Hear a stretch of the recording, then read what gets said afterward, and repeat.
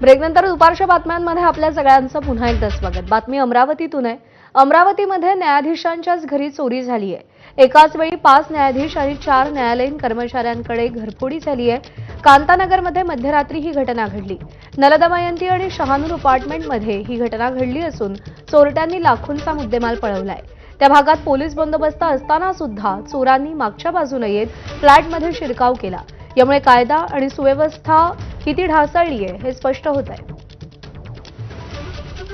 या भिंतीच्या मागच्या बाजूने जिकडून नाला आहे आणि जंगलासारखा काही हे आहे त्याच्यामधून चोरटे आले आणि त्यांनी या ठिकाणची माननीय न्यायाधीशांच्या घरामध्ये घरफोडी केलेली आहे। याबाबत आम्ही स्वतः आमचे सर्व गाडगेनगर आणि क्राईम ब्रँचची टीम माननीय वरिष्ठांनी सुद्धा भेट दिलेली आहे आणि त्याचबरोबर अजूनही त्या ठिकाणी बाकीच्या सगळ्या गोष्टी तपासून पुढील तपासाची कारवाई सुरू आहे। आणि या बातमीचा